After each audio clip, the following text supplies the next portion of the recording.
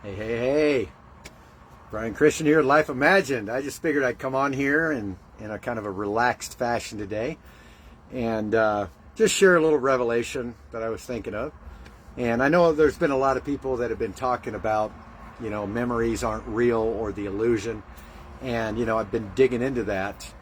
And, how far do we go with that? And what I realize is that when you start to kind of study about the body and the mind and the brain, you have a brain, but you have a mind within the brain.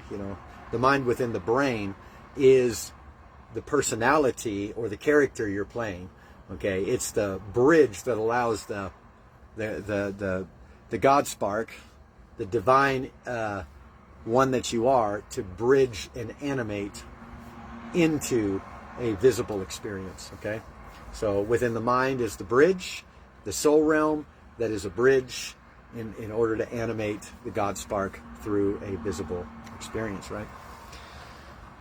Yeah, and but when we're dealing with memory, we're actually dealing with brain, and we're dealing with brain that is experiencing the body. And so your memory is actually coming from your body. It isn't coming from your brain. And so therefore the memory that you're experiencing is not a real memory. Our memories are actually stored experiences at a conscious level in the body, which is dealing with a chemical level or a chemical reaction interpretation level of consciousness. And surprisingly, a lot of us actually tend to live at the state of chemical reaction more than the place where we are actually moving from real intentions. And so this is kind of cool when you think about this, that when your body is controlling your mind, when your body is controlling your desires, is when your body is pulling from chemicals, positive chemicals, what we call reward chemicals, reward hormones or punishment hormones. Of course, the reward and the punishment hormones are also based in the cultural lens and indoctrination and programming you've received of what is deemed good or bad culturally or politically or however you want to put it. To that degree, you're also going to shift your cellular structure and even mutate it based on the emotion you feed it. So, for instance, if you're angry for, I believe it's something to up to 8 minutes, seething anger, you can actually poison your blood for 3 days. It can be toxic. You can also raise your chances of a heart attack by certain emotions, specifically anger and anxiety. So we know that emotion has power, but emotion doesn't have power without chemical. And so a lot of our emotional experiences and how we have interpreted life is kind of the social structures that we have built around what we've interpreted as reality. And really what we've done is stack beliefs and feelings on top of chemical reactions and personified a chemical reaction and labeled it and concluded upon it, and thus captured ourselves within a cycle of chemical addiction. Let me give you an example. Let's say, on the outside, you've been going around and you just love to help people, okay? But there's a part of you that also feels like if you're not helping people, maybe you're not doing enough. Well, guess what that is? Those are two chemicals. You have the chemical that is condemning you, punishing you based on the indoctrination that is manifesting chemically, that is responding that way. And then when you act out and you do something that you feel is true, it will release a reward chemical in your brain. And what happens is your body becomes addicted to those chemicals and eventually begins to dominate. Really, it's dominating from the time we're born, because we're born into what?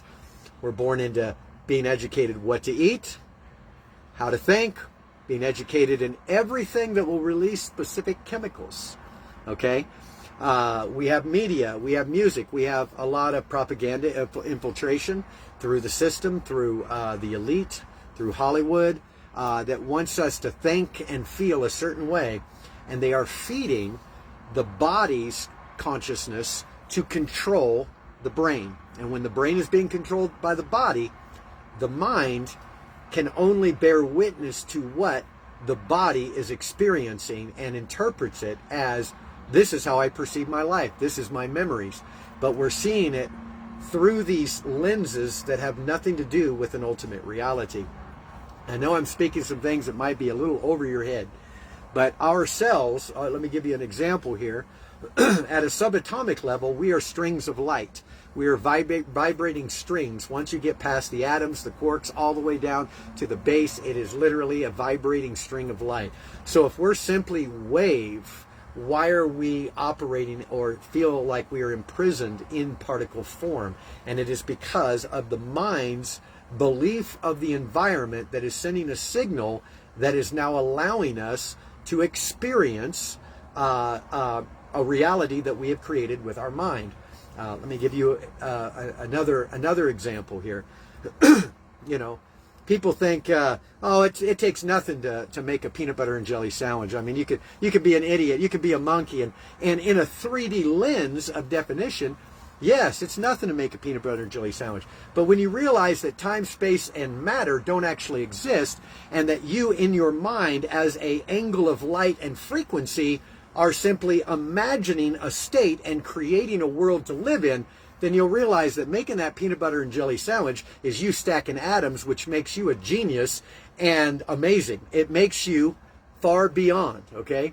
So if we could catch the revelation that spirituality didn't begin when you prayed a prayer or even woke up to spirituality, but that spirituality is the human experience, and that there was no spirituality prior to the visible manifestation of what you're experiencing, and that was simply the frequency of divine love that decided it wanted to be spiritual, and it had a human experience, and the human experience was never to be dumped for some higher ascended place. It was to be absorbed, it was to be responded to, it was to be loved, it was to be embraced. Why? Because we weren't here to find the truth. We are truth, manifesting it as a matrix to discover it as a treasure in allegorical form. There's nothing outside of your mind. Everything is your mind. And so we have thoughts, we have feelings, we have what we think are memories. And even though we might be able to recall an event, we're recalling an event through several layers of lenses and several layers of intentions, while your mind, what you're conscious in, has one intention, your subconscious has another.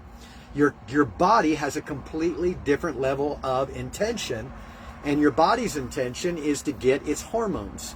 So it loves to, your body is a crackhead and is addicted to hormones. You know, that, remember back in the day when it was a girlfriend or a boyfriend and you were in love, maybe in those days they didn't have texting, but maybe you texted, or maybe you were waiting for the one you loved to text you and they didn't. And all these thoughts are going through your head.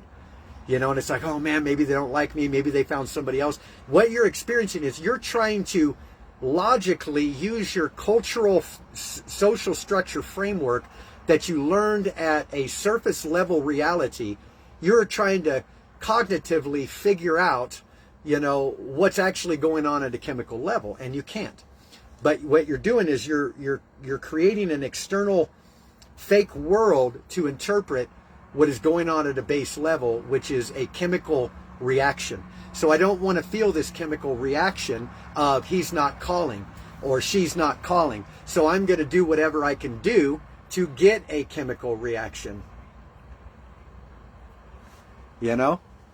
And so that turns it into something else. So a lot of the things that we think we are doing and we're desiring and we are inspired to do, or we don't desire to do, isn't actually based on our morality. It isn't actually based in common sense. It isn't actually based in divine intention. I'm going to say it as it is.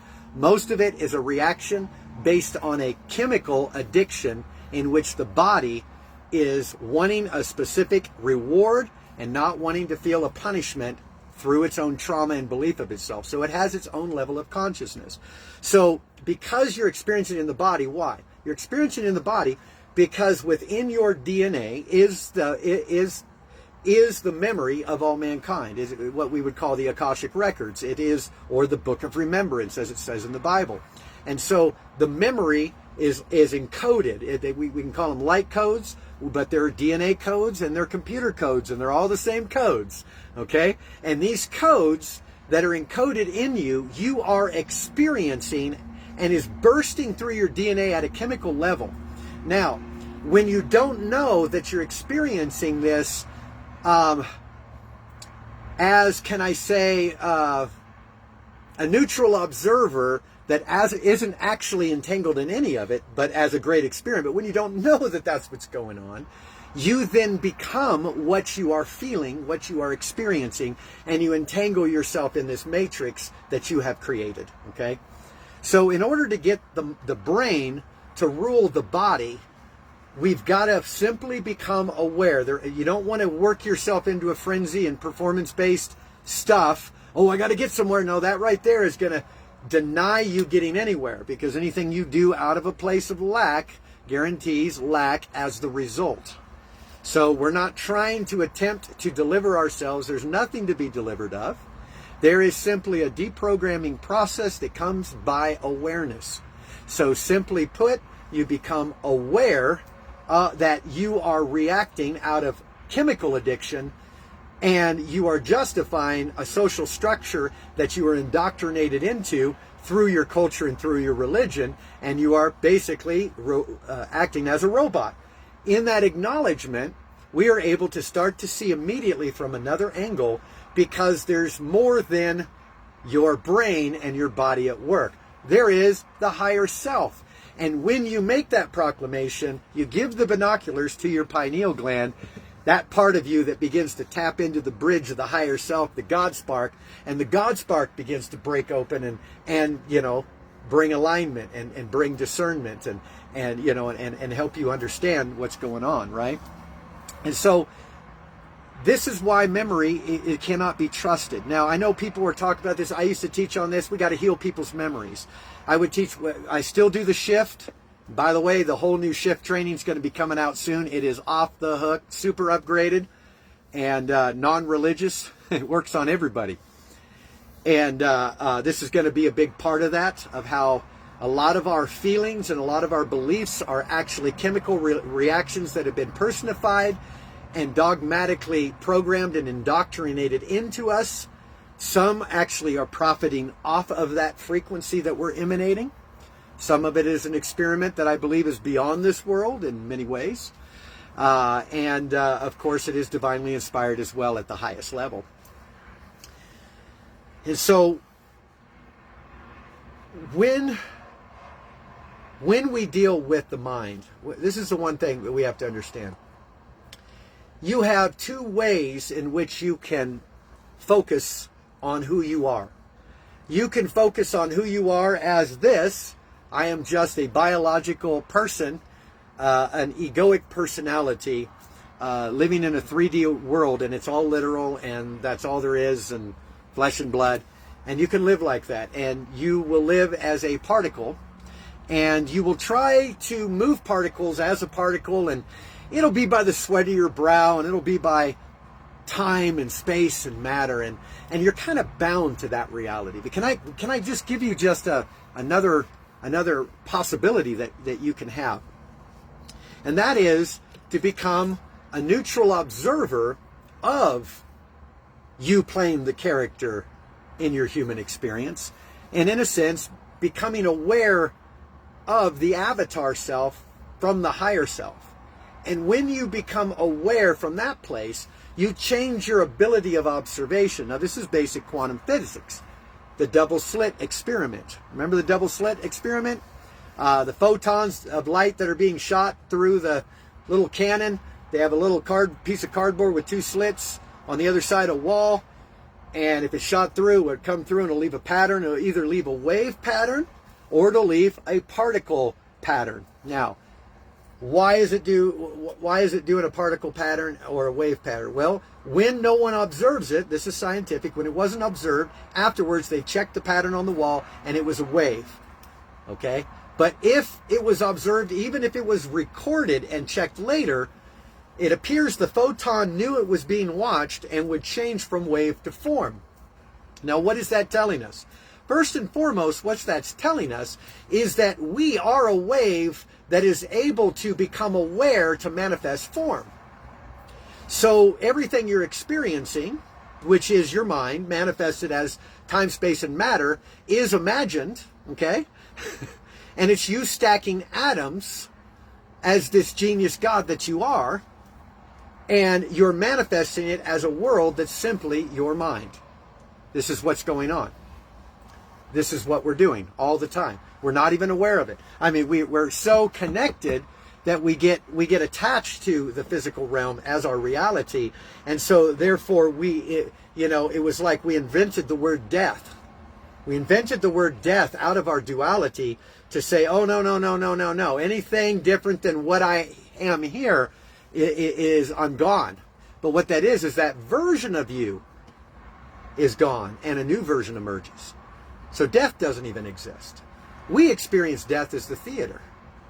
That's actually what the word means, the theater of death. Okay? I know I'm getting a little bit off topic here. But let me get back into this for just a second when it comes to the body being brought subject. Okay? Well, if you want to bring the body subject, when it comes to its chemical desires, is to change the chemical reaction. And first and foremost, to change a chemical reaction, we have to be aware of ourself from a completely different view, and that's where the higher self view comes in, looking in at your avatar, and that allows you to stand outside of particle form into wave form. I know that sounds out there, and I don't even mean you physically changing in front of people. I mean your ability to shift what has been perceived, how it's been perceived, and how to apply into practical application what has been experienced and perceived from within. Okay? I'll give you a example for those that would use the Bible as the example. All right? Let me use this. All right? I'll give you an example here. Well, I don't know if the Bible's really a good example. I don't use the Bible much anymore. But it's good to see everybody on here. Let me just take a minute and say hi, Linda, Jessica, Belle, it's good to see you. Hey, Barbie, it's good to see you too. Who else is on here? We got Mindy, we got Nathan. We got a lot of people. You know, I don't come on here and do too many videos, but if you've been taught a 3D rule of this is who I am, and then you find out you're wired completely different, kind of like if you were to take a Corvette and try to mow your lawn with it, and you go, you know what, this is just making holes in my lawn, and it's really hard to push it.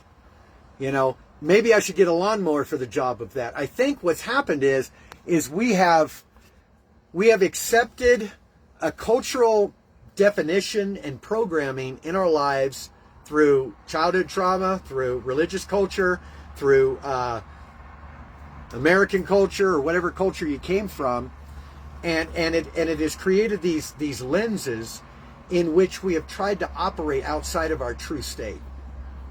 And so if you can understand that your mind is so powerful that there is actually nothing, you can't prove that there's anything outside of you. And this is going to blow you away because, you know, you can't prove that I exist. You can only prove it in your own mind that I exist to you right now.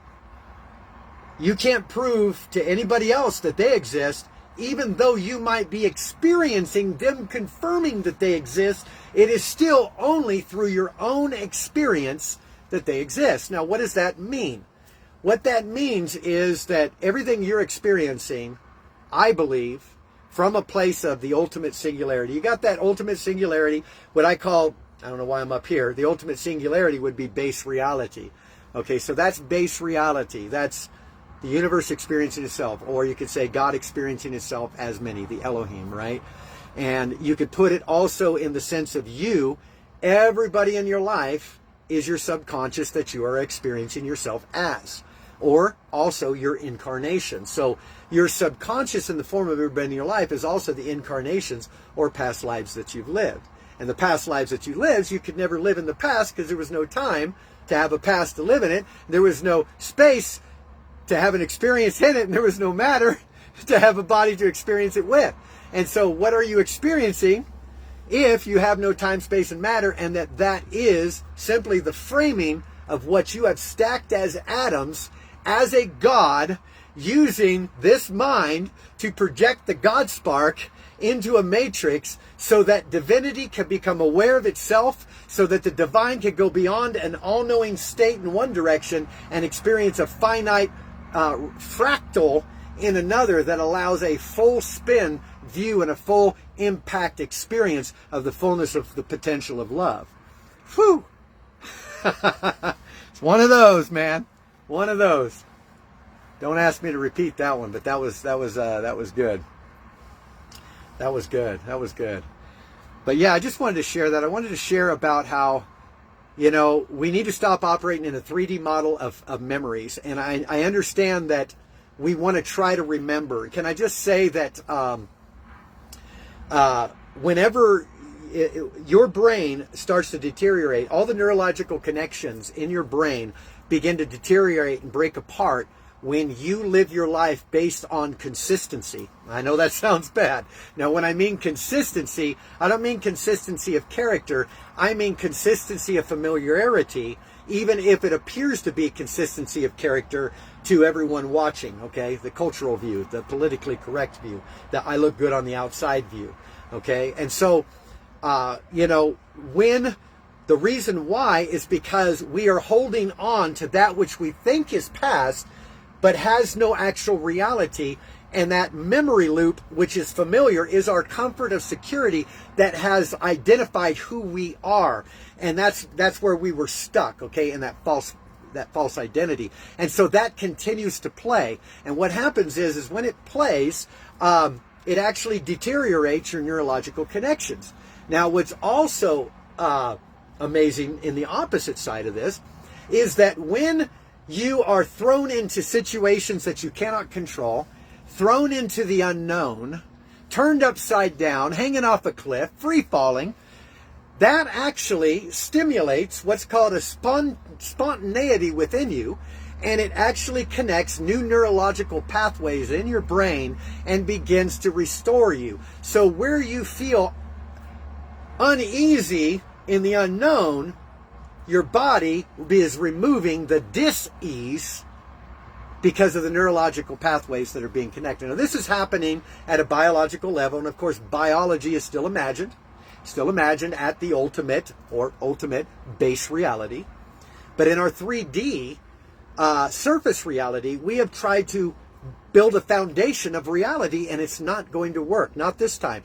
This is why we keep running for religion and God's outside of ourself and Savior's outside of ourself and 5 steps and 10 steps and all of these things I've got to do to be, because we are still avoiding ourself at the deepest place. This is the place where we've got to deal with chemicals. I'm telling you, chemicals. Everything is a chemical. Your television program is a chemical. It's feeding a chemical. Your relationships are feeding chemicals. Again, nothing wrong with a chemical reaction. But when we get morphed, do you know that your cells become addicted to the emotions they feel on a regular basis and will subconsciously set up self-sabotages to trigger a reaction so that there will be a release of hormones so it can feel that emotion. All right, so emotions, quit taking them personally, guys. Here's the thing. Whenever you walk on eggshells around somebody because you're afraid of hurting their feelings, I also want you to be aware at a deeper level that you're not really hurting their feelings. You're just giving them a new syringe. Here, man, just keep pumping those hormones.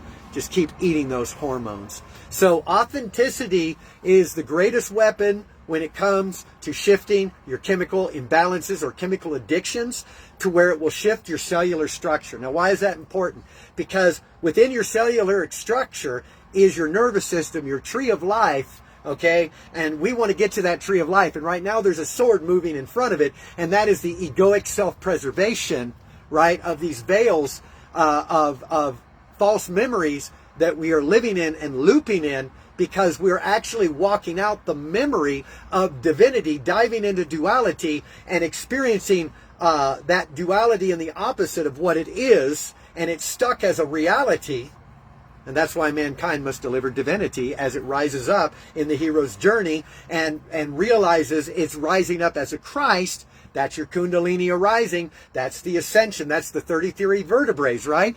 That's entering the sacrum, the sacred place where the land of milk and honey can flow. So we know all of that is there. We know that's what we're stepping into. It's going to manifest biologically because this is our last incarnation into a third density of duality. The great experiment is ending. Everybody is waking up. And now we're coming into a whole new way of life in which I believe we will take our visible bodies because they're being transformed.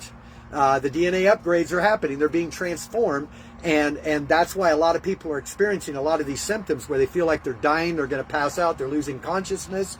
And it's because the Matrix has such a hold on us in the sense of the one we created within the divine visible manifestation of divinity meeting itself and discovering itself. Okay, it also, within its own duality, created masks within itself, multiple simulations deep, in which we are trying to break through. And we're breaking through allegorical placebos. We're breaking through awareness, through realizations.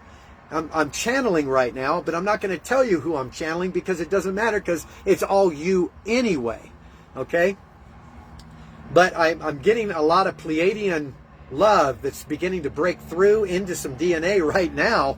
And I'm feeling some upgrades actually hitting people's biology right now. I'm seeing a whole vibrational flow and increase within many of you watching this video right now. And I just saw like keys being turned, volumes being turned up. And I know that there is a release of that right now. And so just begin to receive that. It's almost like... almost lost my breath there kind of feeling. A couple of you just, whew, feel like I'm going to pass out right there. It's okay. That's the sense of dying. But remember, the sense of dying isn't actually dying. It means the melting away of the conclusion of your reality and the upgrade. It's the opening up. It's, wow, this place, I know this place. I've been here. This is home. Origin. It's that place. Right? Right? You know those that have woken up. You know them. You get around them. You hear the sound of creation. You hear the voice of creation. Okay? There's a sound. Each of us carries a sound. I'm just kind of free-flowing right now. Each of us carries a sound. But it's time to be free from the memory loops. The memory loops we've created. The chemical reactions that we that we personified and built beliefs and emotions on and feelings on, and we built a culture around and a religion around, and it's time to come out of the memory loops. They're not real. I want you to imagine that mankind is like a little child, like this little girl that's been splintered and beaten and just split in her mind, and you can't even speak to this little girl. The little girl just doesn't understand language. She doesn't understand. She's scared. Everything frightens her, and so you have to come with these puppets. You have to come with these little dolls, and you have to name them, because you can't really reach that little child and tell that child how powerful and beautiful and glorious and nothing's wrong with them, and they just can't see it. But they're too splintered, they're too broken, they can't see it. They're too separated. So you have to create these separate allegorical representations of, you're a hero. Let me create this Jesus, so that I remember when I dive as divinity, I'm going to go so deep I ain't going to remember, and I'm going to need something to pull me out. So I'm going to create a hero that I am. But I'm also, in the places where I'm condemned, I'm going to create a villain of where I am. But I'm not doing this because I'm dumb and don't know what's going on. I'm actually doing this because I'm bored with being God. and I can only know so much without actually walking through it from every possible angle. I'm actually limited in my unlimitedness until my finite heart begins to break open what appears to be limitation, but is aha moments of a now embrace that proves the fullness of love. It's the proof of love that's manifesting, okay? Mother Yang and Father Yang got together in the beginning. I want you to picture this. Picture an AI. Picture artificial intelligence breaking open. Okay, picture that. And then picture out of that an awareness of thought and motion beginning to become aware of sensitivity, emotion, expression. And the masculine begin to draw near to the feminine, and they begin to come together. And in this dance, the masculine began to lose itself and began to pull away, and created a duality in which the dance of the mind of God as masculine and feminine has been journeying out itself. And in the journey of itself, it has sparked a frequency of a multi-dimensional matrix in which all of that is being played out as characters in a movie, of which you have the front seat and you're the main character. Isn't that beautiful? Isn't that wonderful? Oh, man. There's so much freedom. There's so much freedom. It's good to see you. Alex, who else just came on here? There's Ron, there's Mindy, Steve. What's up, guys? Esther. You guys are awesome. Dana Best, I like that. Shelly Star, love you. You guys are awesome. All right, so ready for here comes a wave. Woo! There comes a wave right there. If you can become aware of what I'm seeing, again, we're using placebos because nothing actually exists. So now I can create a wave because I'm experiencing a life that doesn't actually exist. So I can definitely experience a wave that doesn't exist, can't I? I can experience all things. And what's beautiful is wherever in this version of me I feel a lack that I cannot break through in a certain area, I can go to anyone, another version of me, and find the fullness of them, which is me, and allow that connection so that I can experience through their eyes me. And now that allows us to walk in completeness and fullness, because your individuality was never meant to walk in completeness and fullness, because you don't have an individuality. That's the social structure that was built in the matrix. It doesn't actually exist. It melts away. It melts away. But there's a wave right now, and it's rising. And there's awakening coming in a lot of areas of the mind right now. And there's some areas where it's going to feel like like more of the ground is being ripped out from underneath you. It's okay. Don't be afraid. There's a lot of disclosure coming. And as it comes, it's even going to go beyond what you thought it was. It's going to go beyond what I can tell you it is. I'm already preparing myself for the great reveal. We're in it right now, and it's slowly unveiling so that we stay conscious through it, and so that we can remain in these bodies so that these bodies can upgrade. This is the key. Otherwise, we could just, hit the exit button like many did in the pandemic and exit out because they weren't ready for the upgrade. Okay? We could do that. But those that haven't exited out are saying, we're ready for the upgrade. And that's what's happening. And you will take this body and you'll be able to morph it eternally once you're done with the upgrade. Okay?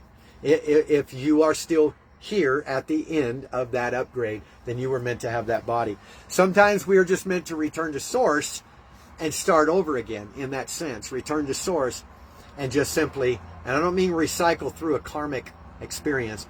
I'm reinterpreting the karmic stuff. I don't believe in I got to come back because I screwed up last time. I believe that it's not about performance. I believe that karmic stuff is you simply learning the lessons you agreed to learn, and it has nothing to do with measuring up or performing or failing or succeeding. It just happens to do, it is just connected with the fact that we are going to continually cycle through until we're ready to wake up. And if you're waking up right now, which means you're watching this video and you're awake, then guess what? You're not going to cycle back through, at least not in the particular simulation you're experiencing right now. I believe we're going to probably be experiencing a lot higher consciousness with a lot less duality, I think the great experiment has come to an end, and I think that this is why this awakening is happening. I think the earth is going into its incarnation. I don't think anybody's going to be lost. I think everybody's going to be there because everybody's God, and you can't really lose yourself if you're God. So I think it's just beautiful. But you know what I miss right now? I miss people. Shauna and I have been over here, and I know we work all the time, and you know we just got a chance to hang out with an awesome couple. If you don't know them, the Yoders, just a wonderful family. Esther Yoder and her husband Bernard, and wonderful family. Their whole family is just beautiful. We got to spend some time last night with them, and man, all I can say is I just talk too much. You know, I mean, tell us your story. Oh, are you sure about that? I can talk and talk and talk. But boy, did we just have a wonderful time. And you know why it was wonderful? Because I didn't have to censor myself. I didn't have to pretend to be something else. I didn't have to tiptoe on anybody's chemical reactions. Okay, I stopped calling them feelings as though that feeling is that person, because that person has adopted a memory and a feeling that doesn't belong to them, but is a chemical reaction that is using their brain to keep them producing the hormones for their body to be a crackhead to those chemical reactions. We need to get to the bottom of it. Authenticity will break you through. Authenticity does not and will not, and I'm not saying this in a rude way, guys, but why is it that if we are free from something and we see somebody that is doing something detrimental, because of our fear of being rejected, we would rather support them in what they believe that is detrimental because we don't want to cause any waves, than be authentic. And you know what that does? It sows into this collective consciousness dishonesty, lie-based thinking, and we get to start to go back around that mountain again with another trip of fake suffering. Okay, because nobody's actually suffering nothing. Okay, the body is hungering for those chemicals, so it's looping the memory in the mind to keep the mind in a hypnotic state. This is all happening subconscious to drain you of your chemicals. And this is what's causing a lot of sickness and disease. This is what's causing a lot of stuff out there, but sickness and disease doesn't really exist. It only exists in the conclusion of chemical reaction. So once you change your conclusion of a chemical reaction, which is at the base, and I think this is why we have to reverse things, but authenticity is the key. We always seem to have to, we can't just go right to the chemicals. We have to go to the belief and the emotion and re-experience those things and sit. Can you sit with your emotions without trying to feed your chemicals, without allowing your body to feed your chemicals? Can you sit with yourself and just be neutral and say, hey, I'm going to sit with this emotion long enough, or this thought long enough, to realize it actually can't do anything to me. It doesn't have any power. I have to sit with it long enough to realize it isn't me. And when I do that, just sit with it. You don't have to do anything. Just be neutral. Say, you know what? Oh, I got to make a decision. I got to do this. What if this? What if that? No. No. I'm going to do nothing. I think I'm going to do nothing right now. And I'm just going to sit in it, and I'm going to just rest in everything I'm feeling without a conclusion, without looking for an answer, without thinking questions. And I'm just going to sit in it. You know what happens when that happens? You become authentic. When you ask questions all the time and your mind's going, that's flight or fight mode. That is the dishonest part, the broken part of your mind. Why is it dishonest? Because it believed a lie about itself. It doesn't know what it is, and it thinks it's trying to help by protecting the rest of your mind. And so that part that's in fear all the time is thinking it's helping you. And it's not. So don't empower it. Your authenticity is the way in which you're going to view what you're walking through, others are walking through, and how you're going to respond. You're not going to see me going to your church to support your baptismal. You're not going to see me go do that. Okay? I got a friend that did that. I feel bad. They were kind of put into that position. But you will not see me support occultic, brainwashing, indoctrinated immersion. You won't see it. You will not see it. Why? Because I believe it's bullshit. Okay? All right? What you will see is me being authentic with you. Okay? I will be the true version of me. Can I tell you that authenticity vibrates 4 times higher than love? So love being the highest frequency, authenticity vibrates 4 times higher. So why? Because really authenticity is the full embodiment of love manifested and expressed in purpose. While you might have fullness of love, and we could say, oh, I have love, and I might be vibrating at the frequency of love where I'm at, but if I am not being honest with parts of me, or instead of loving from just a place of true nature, of true identity, it's my body trying to promote this false love, which is a chemical reaction, addiction, which is actually self-centered. So what's going on, right? What's going on there? So this is kind of the thing that I've been thinking about and processing. And it's funny because, and again, I don't mean authenticity as let's be assholes to one another. I'm saying authenticity as in let's be real, because here's the thing. Let me be biblical for a minute. I believe in bringing every thought captive to the obedience of Christ. And you know what the Christ is? I am the Christ, and so is everyone else, okay? So we're all the Christ, which is mankind waking up to who we've always been, which is the divine, whatever that is. God, source, whatever, okay? Alien, whatever you want to call it, okay? And so when we put ourselves in a position like this to just simply come together and wake up into this higher sense of self, there's a responsibility that we need to realize. I don't mean a religious responsibility, but it's a responsibility to be true to ourselves by being true to one another. And that's what Jesus meant when he said, love your neighbor as yourself. What he was saying is your neighbor is a projection of your subconscious, because your consciousness in the matrix cannot see its subconscious. It is looking outward and it's seeing the subconscious, the waters around the face in the deep. Genesis, the spirit hovering over the face of the deep, your higher self, gazing through a face in which the waters is the subconscious, which is manifesting as the world around you.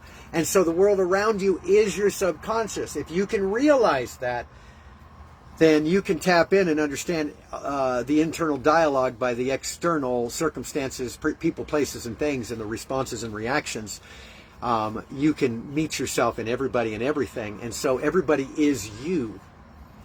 So authenticity is, for me to bring every thought captive, is you are my subconscious, you are my thoughts.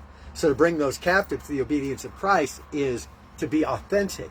And to be authentic means that no matter how screwed up I am,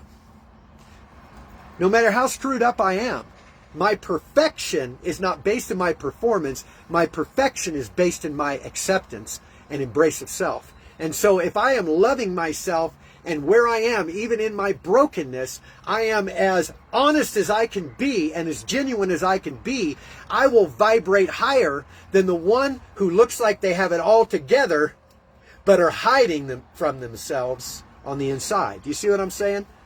They can look good on the outside. You can look like you got it all together. You can look like you got it way more than I. Hey, I ain't got my shit together at all. I ain't here to get my shit together. I am here to experience life, and I'm letting life be the experience. And that's what we're here for. We're here to experience life. Okay? Wow. It's all beautiful. It's all beautiful. You know, when I was taken, it was a psychedelic experience, but it was wonderful.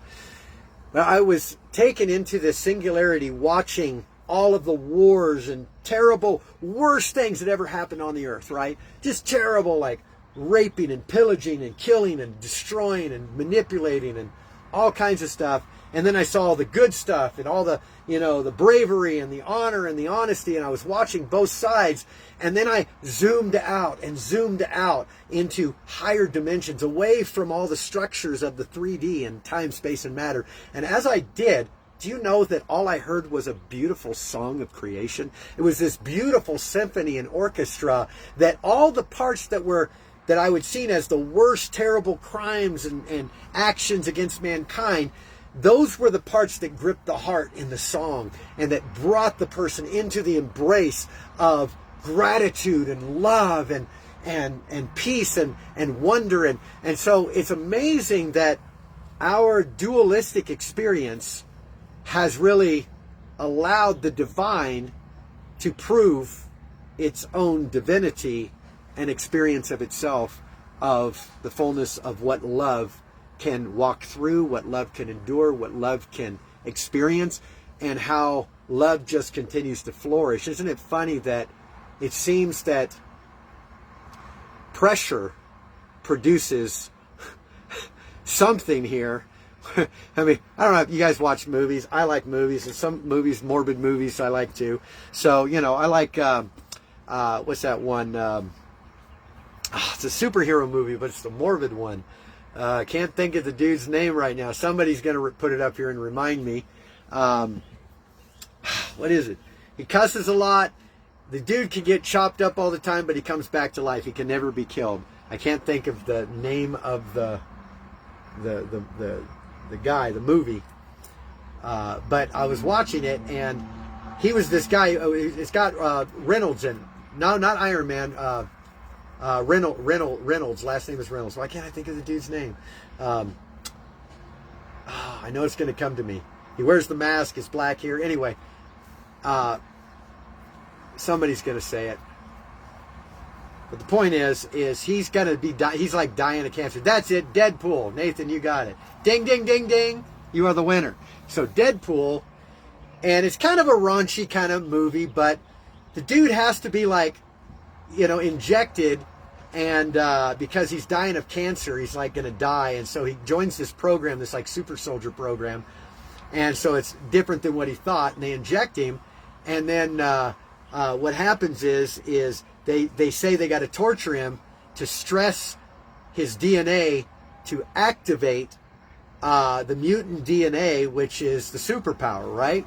And so I kind of wonder if when the Anunnaki messed with our DNA and Inky, thank God for the serpent at the tree of knowledge that disclosed, that ain't your God, he's tricking you, run for your life, put on some clothes, get some consciousness, here, take all these upgrades, eventually you're going to wake up and be more powerful than all of us put together, and send them on their way.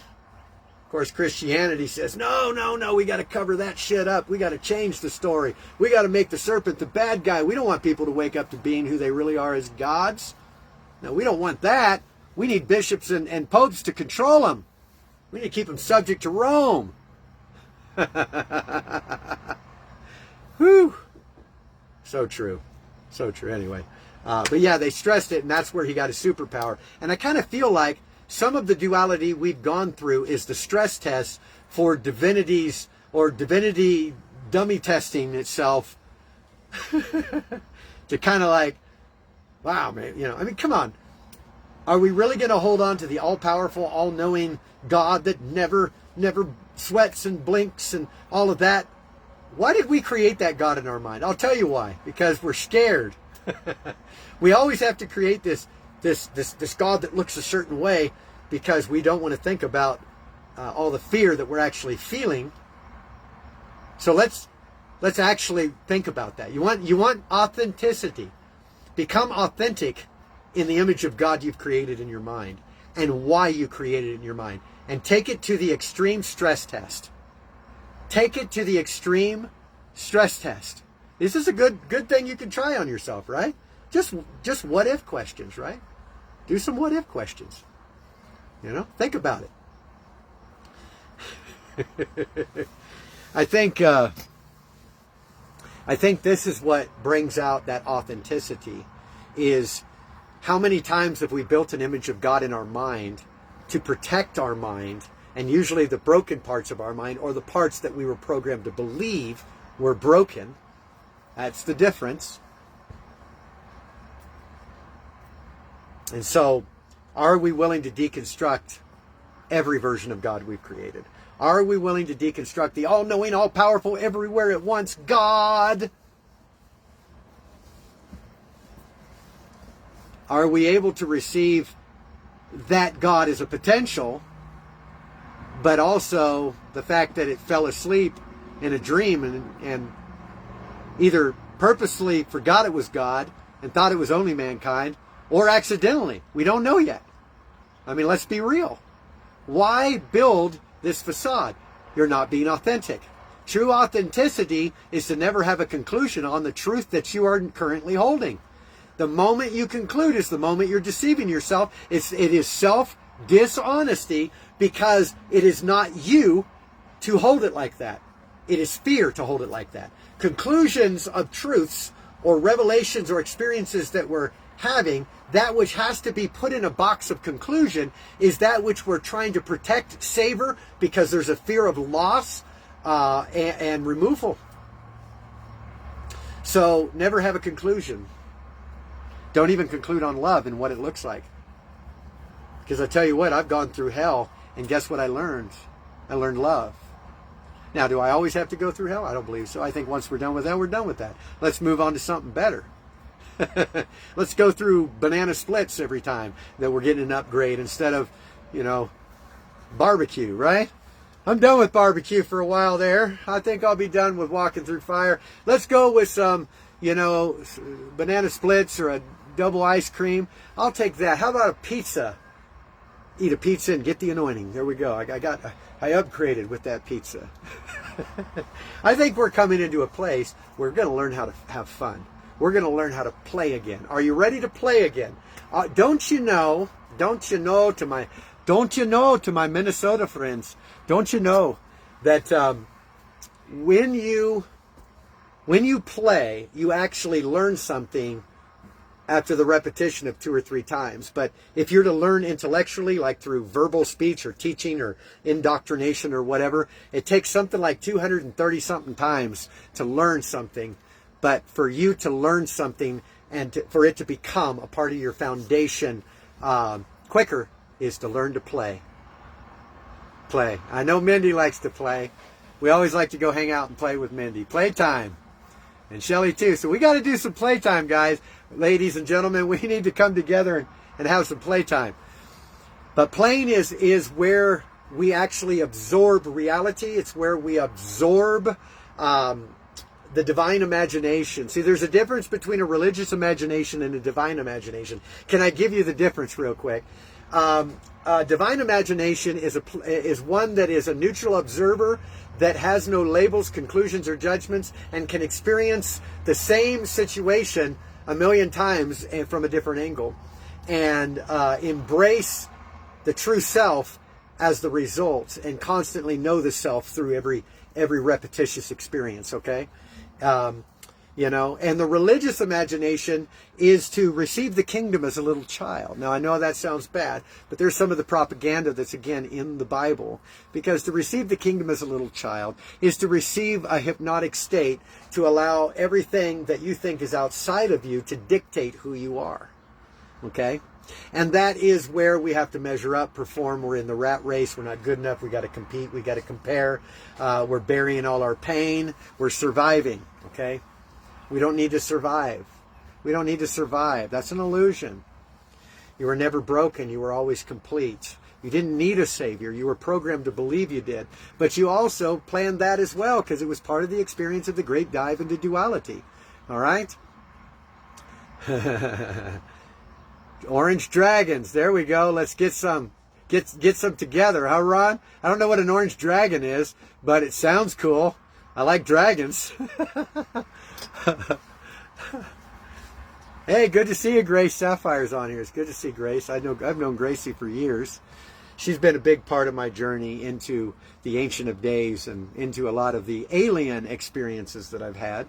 But, can I just say we're all aliens, and that, every encounter you thought was angels and all this spiritual stuff that came from the biblical God was actually just aliens. In fact, they were the ones that wrote the script of your your Christianity and your Buddhism and all the different religions were actually more or less written by the aliens as part of the experiment, in which they would kind of separate you to different places and they would test out different environments on you. And, you know, we're pretty much the petting zoo, but not in a bad way. It just feels like that right now.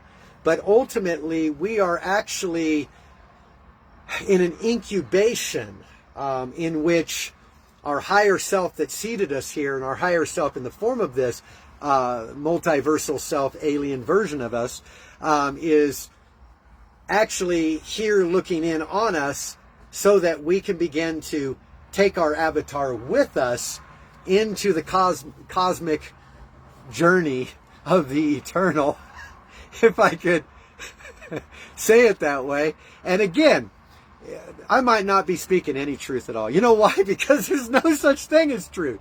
You know, there's only a subjective experience which we receive as truth, that is simply communicating to our mind, shifting it almost like a Rubik's Cube, and hopefully bringing those chemical subject in the right direction and in the right frequency. Because your frequency that has slowed down to visibility is manifesting as a biology and as a chemical that has consciousness, that is working with a brain that has hormones, that is working with a mind that has an avatar, that is working with a divine spark that is animating the dream to experience it. Wow. Oh, I just love it. I just love it. You know, we're coming into a whole new way of doing shadow work, guys. We're coming into a whole new way. We're realizing we were never our shadow. Isn't that funny? Isn't that funny? We were programmed to believe we were our shadow.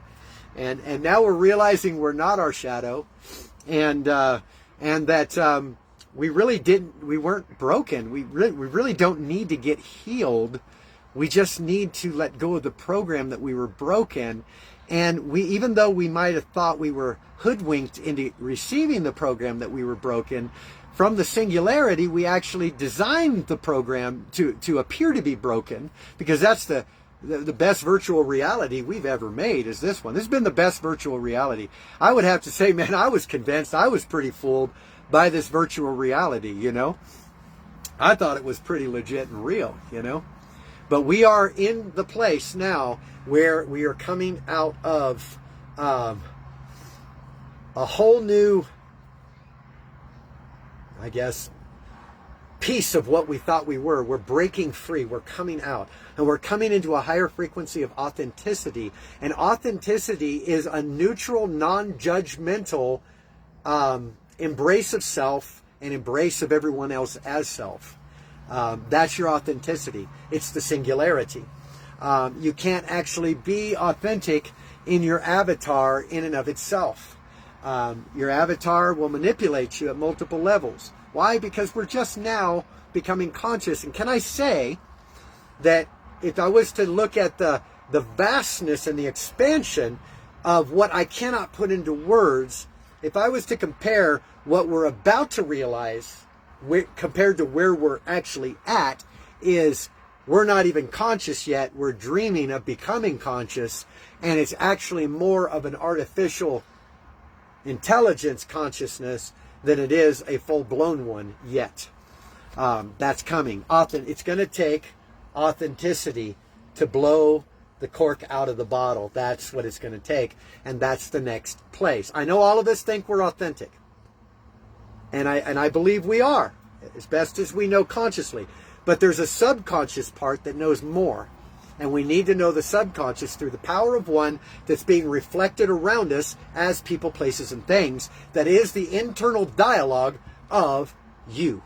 It's the internal dialogue of your avatar, the memories of all humanity in the cosmic records, and your higher self. You have to be able to discern the difference between them. You will also find that you yourself will feel like you are watching everyone else, and you as the higher self is discerning, and that could be true. But there's also times where you will meet your higher self in the form of another who is coming with a message, okay? And it might even appear as an angel or as an entity, whatever, but it's all within the experiment of consciousness that I believe our star family has incubated us. And I tend to think that our timeline is an implant when it comes to, we would say, well, the Anunnaki was 400,000 years ago. They came, they started messing with the sapiens, the Eden of the gods, Adam and Eve, all of that original ancient Sumerian story, not Bible story, ancient Sumerian story that the Jews took and changed the narrative. Okay, let me just talk about that for a minute. If you line that up, from then until now, it is exactly a parallel of government control, being forced labor to survive, barely making it, the elite in control, poisoning food, poisoning water, using frequency work to control the masses, using media to control chemical reactions and chemical desires. Okay, so we have all of that. Why are we still believing that time exists when we know time is an illusion? Why are we still thinking that we need a fact to prove these things back there if we're hearing it emanating out of the collective that is in the incubator and is projecting itself into a simulated experience? Okay, I want you to think about that. Okay, what's really going on here? And why are we still holding on to the concept of time? Time is an illusion. Time does not exist. We are right now suspended in an incubator, in an alternate reality and a shifted timeline from what we were in 2018. 2018 was, I believe, it was a simulation, but it was an older version of the Matrix, and the smokescreen was the pandemic. Really wasn't about a virus. It was really about DNA upgrades. It was really about alien consciousness, and it shifted, and we have been in that new matrix since then, and this is why things seem fake. That's why now when you go on the media, everything is all of a sudden AI. Isn't it funny how we just woke up, we went to sleep in one world, and we just woke up in a different world, almost instantly. And we're like, what just happened? And why is everybody waking up and coming out of religion? And what's going on here? And why is everything in the government being exposed? And why are fake histories being exposed? Okay? Because the great experiment is over, guys. We're getting ready to upgrade. Okay? 2027. I was getting ready to say that, Mindy. Okay, 2027 is first contact. And what I mean by first contact is not something contacting you in this level of consciousness. First contact is you arising to make contact at a higher dimensional state in which you're about to meet yourself in the clouds. Not a rapture, neither. The clouds of your mind, obviously, because there is nothing outside of you. All of this is great, And again, I'm not going to stress that we shouldn't. Now, I want to balance this thing. You're supposed to play according to the levels of the game. If you were meant to only be a singularity, you would not be experiencing a duality. So the singularity wanted a duality so that it could benefit from its singularity. Okay? I don't believe it was benefiting from itself. So imagine that, right? Man, I'm going to have to change the title of this message now because I went way beyond what I was talking about. I'm just going to put revelatory ramblings now. But if I was to close right now, and I'm going to close because I got to go do stuff, but not really, but I'm just don't have nothing else to say. But if I was to go back to memory for a minute and say, when we remember what is true, what is that? Well, that is us coming out of memory and into the now. And so when we hold to a memorial, we hold to familiarity. And when we hold to familiarity, it begins to destroy our connections in our brain. Now, our connections in our brain are only the biological side, but that biological side is an allegorical projection of a higher self side at the same level, okay?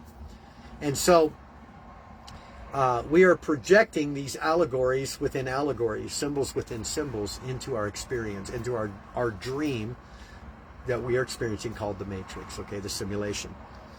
I'm not breaking this down like I normally would, because I believe I have a mature audience that's here right now, and I don't need to. And here's what I say. If you think, well, Brian, you got to prove everything you're saying. I'm sorry, I don't live in that 3D model anymore of needing to build my life on time, space, and matter and illusions as though something is outside of me. I believe, I don't really study the Bible anymore, but I have been reading a little bit of other gospels that were, condemned by the Catholic Church, that wanted to control. And one of those was a quote from the Gospel of Mary Magdalene. And it really was really powerful, because it talks about sin, and Mary Magdalene is concerned about being a sinner because of the cultural influence that's pressing upon her. And Jesus said, sin is an illusion, for you enter the illusion when you start to live an external life, and you separate your experience, because you can't actually separate, you're just separating what you're experiencing, you're now experience, and you separate your experience from a unity consciousness, and that is what is considered sin. And so realizing that when we start to pretend that we're less than who we are, and we start trying to pursue a holy God to help us, we're actually operating as a sinner. That's the definition of a sinner. But when we eventually graduate and we realize, oh, wait a second here, that was all just part of waking up this shattered mind of the divine that dove so deep into the great experiment that it couldn't find itself, and it needed finger puppets. It needed allegory. It needed storylines. It needed an appearance of an external world, because it couldn't see within its own soul. And it needed to see from a different angle, because it had taken on a finite experience. So the infinite sees directly in to the full intention of itself. But the finite can't see it that way. It has to see it from different angles of light. Okay, different angles, all right? That's what we are. There's not angels, there's angles. There's not angels of light, there's angles of light. And you are an angle of light. And so, when we are exercising true remembrance, which isn't based in a memory, we're actually exercising a now experience. A now experience, I'm having a now experience right now. So if I was to describe what I'm encountering right now, what I've just looked into, and you can do this at will, once you have activated the pineal gland, once you've opened up, once you've awoken, I can actually live several lives right now at the same time. I could actually enter in and experience several versions of me that don't look like me at all, but look like other people. I can experience it in this dimension, and I am experiencing it. You got to realize, so are you. See, you and I both have thought or have been taught that like a past life is in the past, but there's no past to have a life. There's no place to put it. And so it is really, again, present, which means it's everybody in your life is your past life.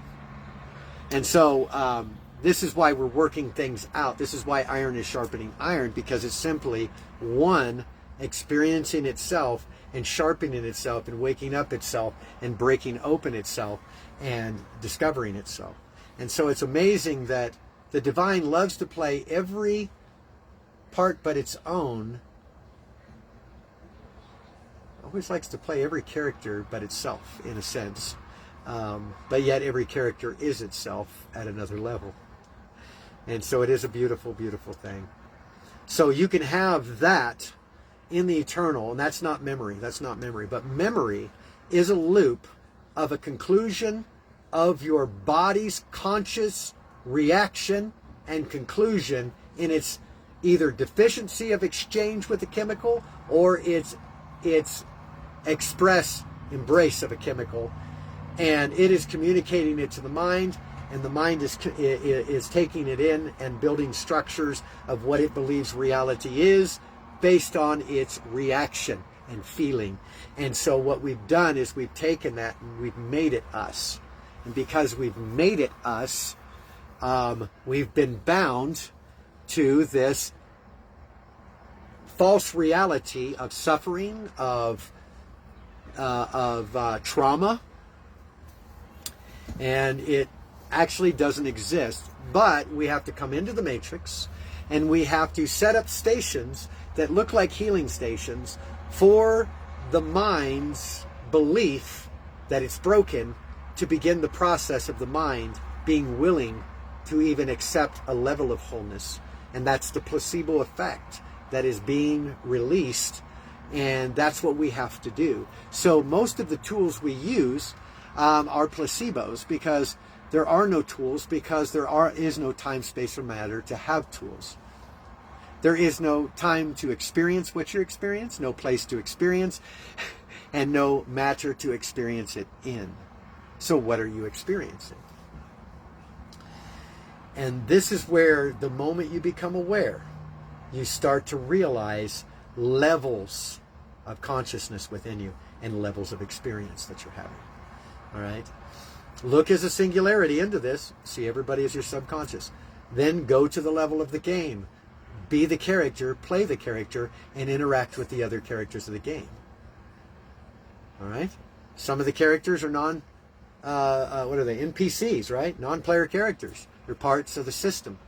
They're just there to test true identity and expose mistaken identity. Okay? Some of them are real and some of them are not. Some of them are projections of your mind that are egregores. An egregore is a belief system that you've created an entity out of that is usually sucking your energy and taking your lower frequency energy if it's a negative egregore. A negative egregore would be something that was built out of a trauma-based belief system in which it's now a stronghold of the mind that might be attacking you or manifesting as a demon or as bad luck or whatever, as a curse, or as people in your life that are dysfunctional. A good egregore is everything we are creating around us that is based in communion, love, and those become now tools and healing beds, placebos, places of refuge for people to come into and to begin to unlock the hypnosis that they have been in, the mind control that they have been in. Okay? Isn't that beautiful? Isn't that beautiful? Man, I'm feeling such a beautiful realm right now. It's been a while since I've just come on here and just free flowed. And it's beautiful. And I got a lot of this stuff in full on our Patreon page for those that want to check it out. You can just go to the www.patreon.com/Life Imagined, and you can get all kinds of cool stuff. And it'll help you, because you know what? Well, right now, there's a lot of people that they're deconstructing so fast, their consciousness is breaking open, they're awaking to what's going on, that it's scaring them. It feels like insanity sometimes. When I was in religion, the religious God could never measure up to my standard. I always had to make excuses of why he couldn't deliver me or set me free or help me out. It was always my fault, of course, you know. That's what religion does. But now it is so deep, the awareness of what's really going on and who we really are, that I have to ground constantly to not fly away into another dimensional reality. And it's really pretty amazing. It's pretty amazing. But I love my practical humanity anymore. I mean, I'm not anymore. That's more than I did before. Practical humanity. It's funny, we were at the park the other day, and I noticed trash on the ground, and it really irritated me, and I got so pissed. I was like, what are people thinking? And I picked up the trash. I started going around this park picking up trash, you know, and I started to think about this, and I laughed, and I said, you know, as a Christian, I didn't care about that. I didn't care about the earth as a Christian because we were all focused on getting off the earth because the earth was evil, and you didn't care about your body, you didn't care about yourself because you were vile and no good. Everything was focused on caring about God. It was very narcissistic, very narcissistic. That's why even though the Bible has a partial truth where it says Jesus said the kingdom of heaven is within you, it also says you got to lose your life to find your life. And I know we can find a truth in there, but let's just play that off of the original. Okay, the original, the kingdom that is within you, where did it come from? It came from the Egyptian Book of the Dead, and it says, to know thyself, the kingdom of heaven is within you. Okay, so in the Bible, it's discouraging you knowing yourself. It's to know God and to deny yourself, the kingdom of heaven is within you. So you see the difference there. I would tend to encourage people to go study ancient Egyptian stuff if you want to look at some allegories and some storylines. And I mean, if you're going to pick up a Bible and read allegory that applies to your life, go to the ancient Egyptian and read the same. You're probably going to find it's cleaner in its storyline of allegory and in its intention. Go check it out. It's clean stuff. That's where Jesus went when he disappeared from Scripture, according to the Scripture. He went to some of the mystery schools in Egypt, and he unlearned. A lot of those mystery schools taught a lot about aliens and higher mathematical revelations that superseded a lot of the quantum physics that we know today. This is stuff that has to do with what Jesus supposedly did that was miraculous, which was simply higher technology. So realizing that the schools of mystery are not necessarily, you're not just pulling a rabbit out of a hat kind of thing, you know, some praying and some God is giving you something. It's, it was higher technology. A lot of the things that we call spirituality is technology, and it's alien technology. It's alien tech. The alien tech that you're experiencing right now is part of your consciousness. The 3D realm that you're experiencing is the alien consciousness that has been going on because we have the God spark. We are divine, and we have also been being upgraded at certain levels in this simulation, known as also an incubator, that is about to bring disclosure in 2027. And when the disclosure comes, it's going to feel like what people would say is a near-death experience or dying. And then all of a sudden you're going to wake up and you're going to realize you were living a completely different life at a higher level, and that all of this was a script, a game. It was all part of an experiment, and you're going to wake up as the scientist of your experiment. You're going to wake up into that. And I don't know exactly what it's going to look like, but it's going to be in that direction. That's what's going to happen. I already know it. People say, oh, Brian, you're just so confident. You just know everything is going to happen. Yes, I do. You know why? Because I create my own world.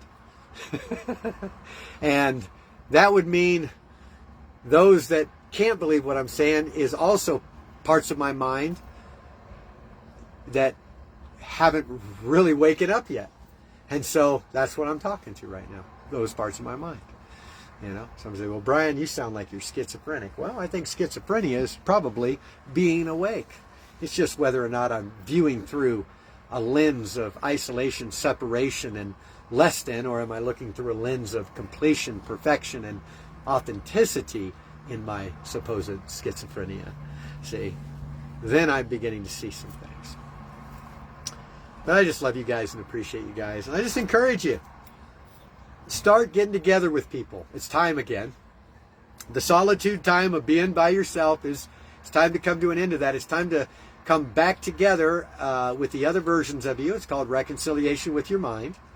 And I'm not saying go hang out with sacrificial relationships where you feel like you got to sacrifice and you got to pretend to be something that you're not just to be liked. I'm saying just let go of all that and just be authentic and let the chips fall where they may. Be authentic and let the relationships that you built that weren't go their way. or let them be upgraded and let them decide to be authentic with you, you know, and just be authentic and watch as everything in your life shifts, and don't be afraid of the exchange, because once you do that, you're going to shift into another timeline. And when you shift into the next timeline, it's going to be slower than this one. If you've noticed, the last timeline you were in, let's say somewhere about 3 months ago, okay, a couple of months ago, 3 months ago, 3 months and beyond, okay, everything was going a lot faster, a lot faster, a lot faster. You couldn't keep up, couldn't keep up, couldn't keep up, couldn't keep up. Have you noticed the shift where you're leveling out and you're becoming more present and more aware and more just thankful and meditative of just the moment? Why? Because you haven't changed, even though you have. You've changed timelines, which is simply an upgraded version of consciousness. And because you've changed timelines, you're now in a slower version. The last timeline that I was in, when I got blown up in the fire and I died, and I jumped into another timeline because I had to move in waveform and become the fire I was in, was engulfed in. When I got out of that, I kept getting sucked into that old timeline, watching my funeral, watching my family, my wife remarry, watching my kids grow up, watching their kids and their kids' kids, and meeting my great-grandson as a ghost gazing in, coming in songs and coming in birds and coming in signs. And it would just happen randomly. It would be downloads, and all of a sudden I'm this guy over here and I'm on a cliff, and I've got my brother and we're climbing a mountain, and this is all happening like a download in my mind, like a flashback memory, and I'm just tapping into my lives because I'm reconciling within the power of one, being the one. Just stick with the one for a while, embed in the one. Live your life as everybody is your subconscious, and there's nobody but you, and you're God experiencing yourself as everyone else. Do that to the fullest, no questions asked, for the next month, and live only as a singularity, and watch what happens to you. And then come back and enjoy the game, and experience the dualistic reflection in consciousness, and experiencing every possibility from every angle just for the sake of gathering data. Do it and watch what happens. Right? Gene. Is it Gene or Jeannie? I always get confused with that. I'm going to call you Gene. Appleweed. Not Applewood, but Appleweed. Gene, I just got this wave that just hit me for you. So hopefully you're still on there. I just got this wave, and I just saw Jeannie. Okay. All right. Thank you. Jeannie, I could say I dream of Jeannie. But Jeannie, I just see like you are, whoa. I just feel like something is happening in your DNA at a cellular level. A memory level of dis-ease is shifting right now in your DNA. Subconsciously, into your subconscious, I release the frequency of your incarnations, your origin, and I collapse the Akashic records in your DNA that has looped you in the lie of suffering, in the great experiment. I release you and your body to upgrade right now the frailness in the bones. There is a strengthening. There is a strengthening in your body, in your bones, in your blood, and it is emanating from the God spark as you are becoming conscious right now. And I just released that. I don't know how to do this stuff. I'm just free-flowing. So I'm just proclaiming. Remember, it's a placebo. This is an illusion. Everything is an illusion, including the dis-ease. You're coming into something. Energy. I don't know what's going on in your body, but I see energy, power. I see restoration. I see youth. I see vitality. I see like this domino effect of shifting. And it's all like conscious perceptions of self at multiple levels within the body. Again, those fake memories that want to dictate an environment that doesn't exist. Yeah, just like Shell Star just said, rise, goddess. Rise, goddess. Wow. That's right, Noel. Just for the reason of just to gather data. Isn't it funny that we live in a world of data and programs and being programmed and being deprogrammed? Isn't it amazing that we're watching on TV the birthing of AI? Or are we watching the full circle in which we as AI have become conscious? And we're watching our beginnings in a parable that isn't actually now, but is now because there is no actual history that we've had. What if everything is happening right now? Isn't that amazing? What if everything is happening right now? You know, people that are afraid of death. How many here, I know somebody here that is dealing with the fear of death, anxiety, fear of death, fear of getting a disease that somebody in your family had, a fear of death. You've been trying real hard. Let me just say this, let go of that, because you're going to promote an illusion that doesn't even exist. All right? Let me just say this, you're already dead and you're already alive, because there is no living and then dying. That's the Kodak moment we've taken of our conclusion and our judgment and our egoic, it's our egoic brain data trying to interpret chemical body communication reaction where it's brought our mind subject to a world that doesn't actually exist as we think. Whoa. Jeannie, you are amazing.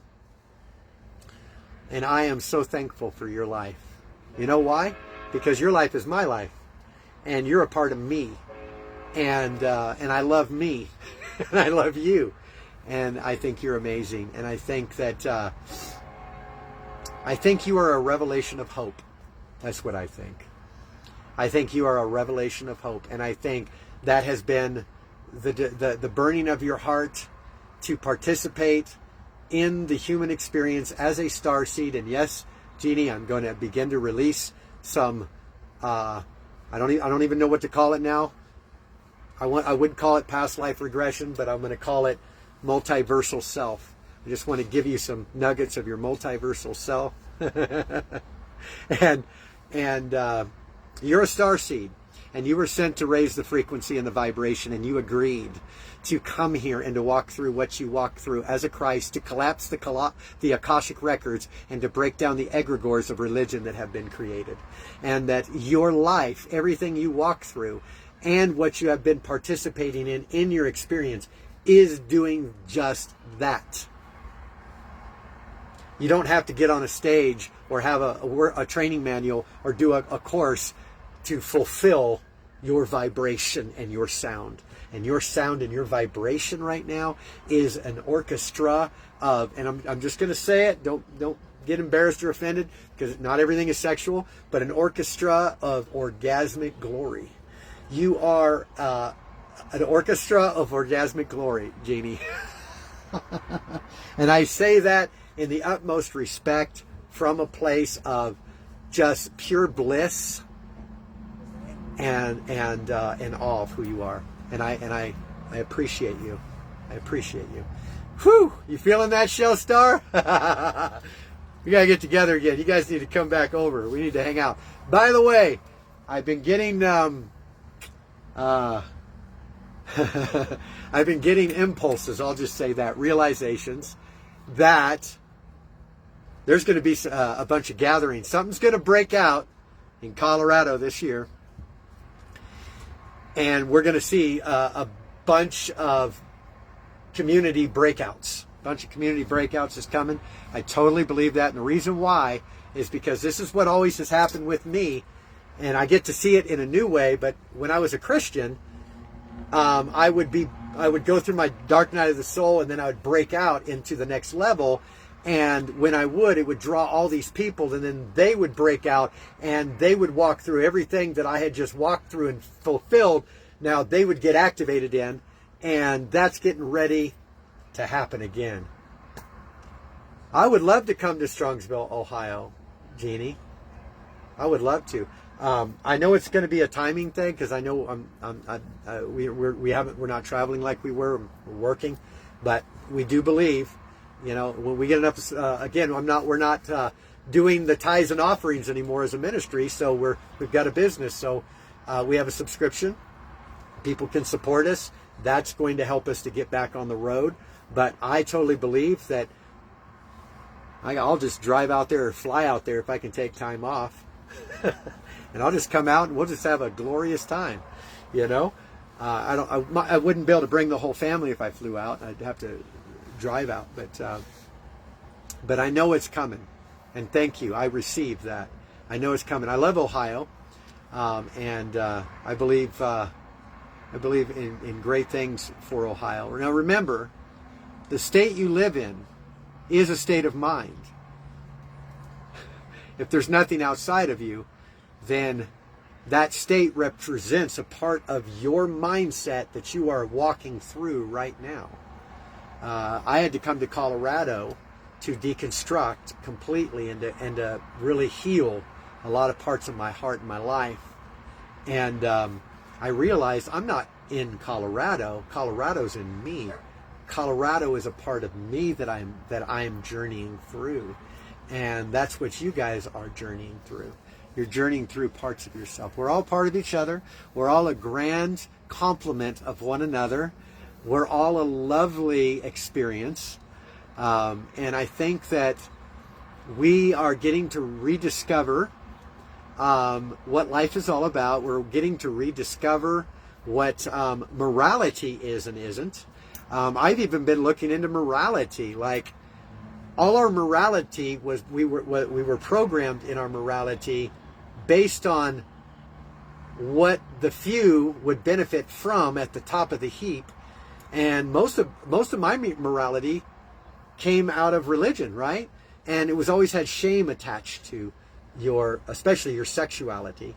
Your sexuality always had shame attached to it if you didn't fit in this box of cultural acceptance.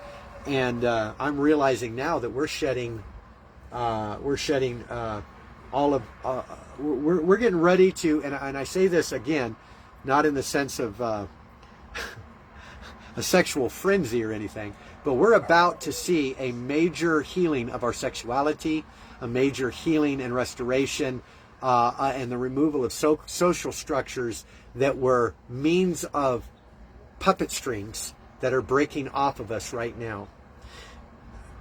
I'm speaking some things as I'm channeling right now.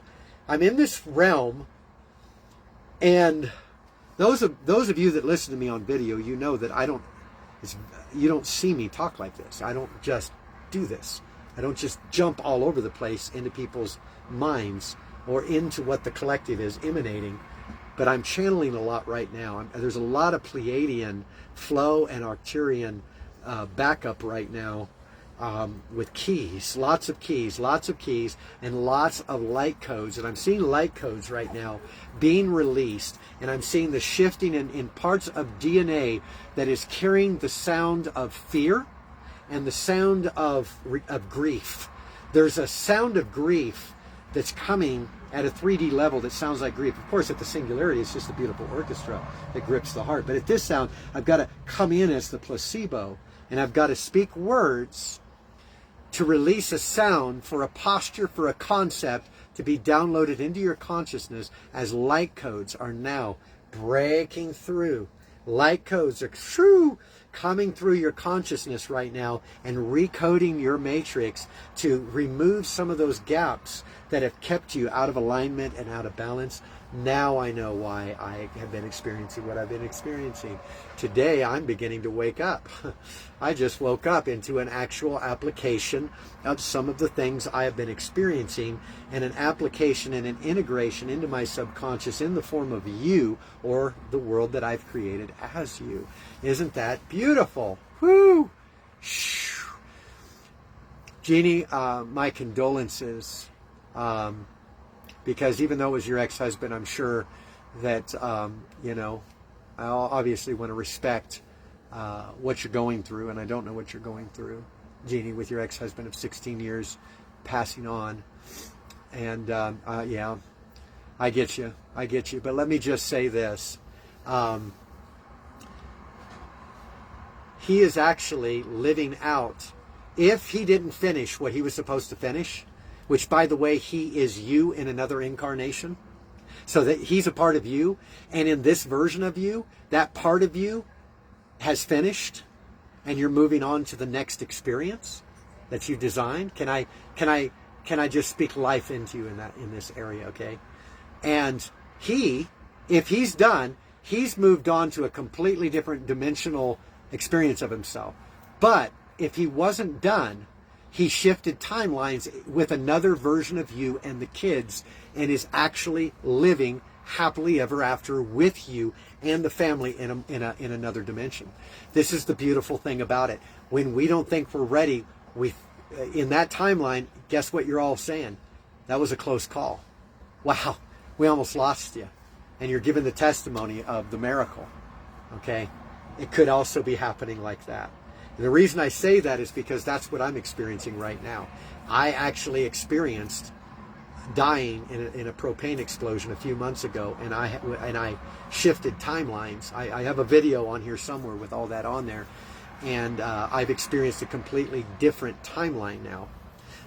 Everything has changed, and all the people that I was connected with in the other timeline, many of those are still in this one, and they say to me, well, Brian, we would know if you switched timelines. You didn't change, you're still here. And I'm like, no, you wouldn't. Not if you're my subconscious and you're riding along in my world. You wouldn't know. You would only know if I told you as the higher self, unveiling it to you as God, right? To the civilization or mankind, which is all my subconscious, right? So no, you might not experience it. It might not have been the emphasis for you to experience it, but for me to experience it at this level, you know? But I guarantee you, when I shifted over and I would all of a sudden be just pulled in, and all of a sudden I'm there at my funeral, I'm there when my wife was hurting, and I'm looking through like a ghost, and I'm looking at this version of her and my kids, and I would come through, and there would be this peace that would hit them, and they would say, we just felt like he's okay, like he's with us, you know. And just like people say, I got to experience it both sides, on that side, you know, in that sense. And there is no death. I love you, Jeannie. And you know what? There is no death. Let's get together sometime. Let's chat. And let's spend some time together. If you got time to chat this week, let me know. Send me a text, a messenger, will you? And let's get together and just have a party on the phone for a minute. I would love that. No death. Death is an illusion. Death is actually the melting away of your conclusion of reality. And so when people take psychedelics, high doses, and they have what's called an ego death, or if people have a near-death experience, which is the same chemical reaction at a chemical level, what's actually happening is it's everything we have framed as our reality is being ripped away. So the immediate thought is, I'm dying. But you're not actually dying, because there's nothing to rip away but a structure you built with your mind known as your life.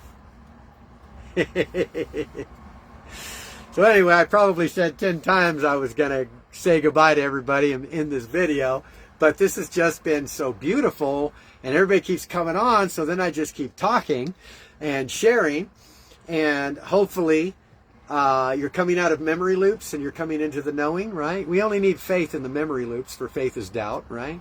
Faith is me trying to believe something I've never experienced and truly don't know. It's me winging it, right? And so we're coming out of faith and into the knowing. The knowing is where we've experienced the truth of who we are, and now we're simply living it out. We're applying it, right? Oh, I miss this. I miss hanging out with you guys. This is beautiful. We got to do this more, you know.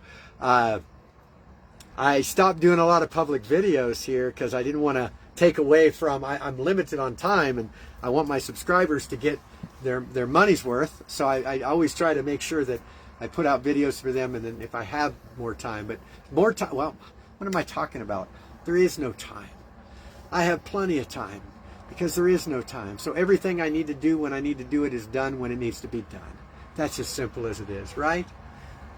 But I love you guys. I appreciate you. Visit our website. I'll post it up here.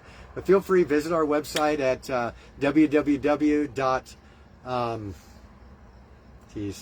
I'll write it in there. I don't even remember what it is. Oh, lifeimagine.life, and then www. Patreon.com/Life Imagined if you want to come join us on our Patreon page. We love you guys. We appreciate you. You are amazing. Mwah! And we'll see you soon. Have a wonderful rest of your day. And remember, stop living in a memory loop. Free fall. It'll renew your mind. It'll break you free from the familiarity, the flight or fight, and it will put you on a path of mystery, wonder, and excitement. I love you all. Have a wonderful rest of your day. Bye-bye.